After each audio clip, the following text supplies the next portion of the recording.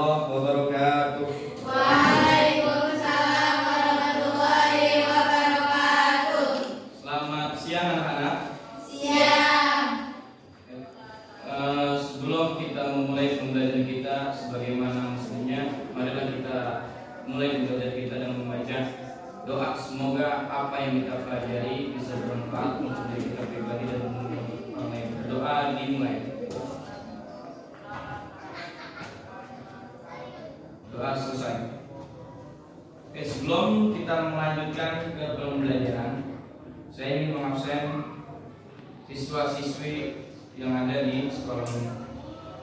Pertama, Aditya Ramdhani, Amelia, Erna Snamati, Gina Salsabila, Kartika Syifaun Nazwa, Natasha Nur Anjani, Siti Salbia, Siti Rohimah.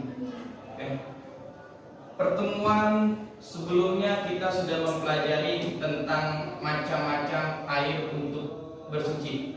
Nah, untuk pada kesempatan kali ini saya ingin menjelaskan tentang pembagian air yang diperbolehkan untuk bersuci. Sebelumnya, apakah sudah ada yang mengetahui tentang macam-macam air yang diperbolehkan untuk bersuci? Belum. Oke.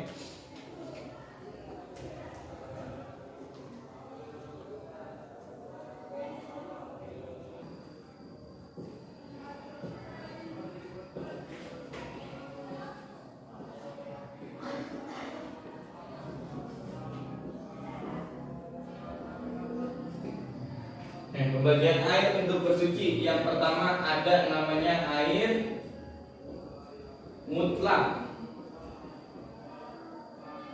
Yang kedua ada yang namanya air mustakmal. Yang ketiga ada yang namanya air musyamas.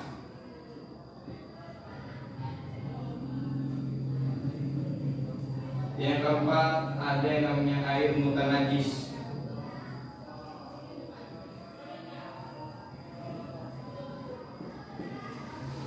Oke. Sebelum kita memasuki pembagian air ini, pada pertemuan sebelumnya kita sudah mempelajari macam-macam air yang diperbolehkan untuk bersuci, yaitu ada. Sebelum kita memasuki tentang pembagian air untuk bersuci, sebelumnya pada pertemuan sebelumnya kita sudah mempelajari tentang macam-macam air yang diperbolehkan untuk bersuci. Coba saya mau nanya, ada berapa air yang diperbolehkan untuk bersuci?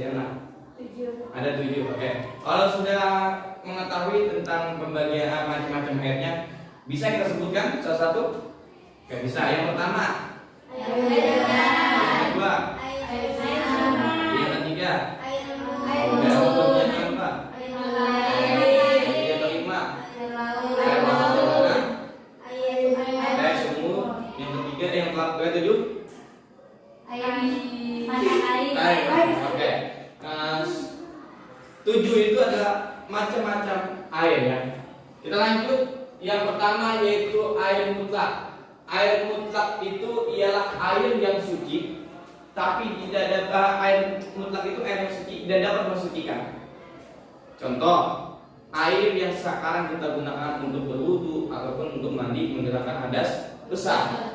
Adapun yang kedua, air mustakmal. Air mustakmal adalah air yang suci namun tidak dapat mensucikannya. Misalkan ada air yang mengalir, namun di bawah air yang mengalir itu ada sebuah wadah ataupun sebuah ember ataupun dan lain sebagainya. Nah, ketika kita bersuci menggunakan air yang berbentuk keran, di bawah ada air, ada sebuah genangan ember ataupun lain sebagainya wadah. Air yang di ember itu tidak dapat untuk mensucikan. Suci namun tidak dapat mensucikannya. Itulah air yang mustakmal yang sudah terpakai oleh kita sendiri untuk menghilangkan najis ataupun berwudu. Selanjutnya, air yang ketiga, air musyamas. Air musyamas adalah air yang tersinar oleh matahari. Air yang tersinar oleh matahari, air yang ada di dalam wadah berbentuk emas ataupun perak yang tersinar oleh matahari. Yang ketiga, yang keempat, yaitu air mutanajis. Apa air mutlak najis? Ialah air yang terkena oleh barang-barang najis. Misalkan terkena oleh air liur anjing ataupun yang diharamkan, yang dinajiskan, ataupun terkena air kencing di kita pribadi. Itu namanya air mutlak najis. Dari pembagian ini, adakah yang mau ditanyakan? Saya. Oke. Kan air mutlak itu yang terkena matahari. Ya. Yang saya ingin tanyakan, apakah boleh kita menggunakan air sungai yang sudah terkena matahari? Baik.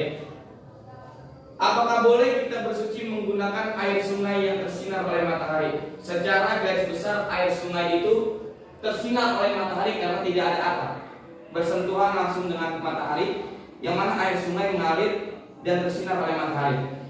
Pengertiannya adalah apakah boleh ataukah tidak untuk bersuci. Di sini diperbolehkan. Karena kenapa? Air sungai itu air yang mengalir dan melebihi 2 kula. 2 kula itu adalah 2 kula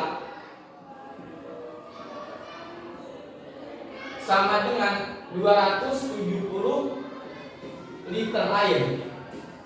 Jadi apabila di dalam wadah ataupun sungai sumur ataupun kobak, ketika dia tersinar oleh matahari, dia diperbolehkan untuk bersuci karena salah satunya melebihi 2 kula dan lain faktor sebagainya, yaitu airnya mengalir, sehingga dia diperbolehkan untuk bersuci. Oke, mungkin itu saja penjelasan pembelajaran kita pada siang hari ini. Kurang lebihnya mohon maaf. Nanti dicerna dan mohon ditulis pembelajaran kita pada siang hari ini. Kurang lebihnya mohon maaf. Kita tutup dengan membaca alhamdulillah. Alhamdulillah.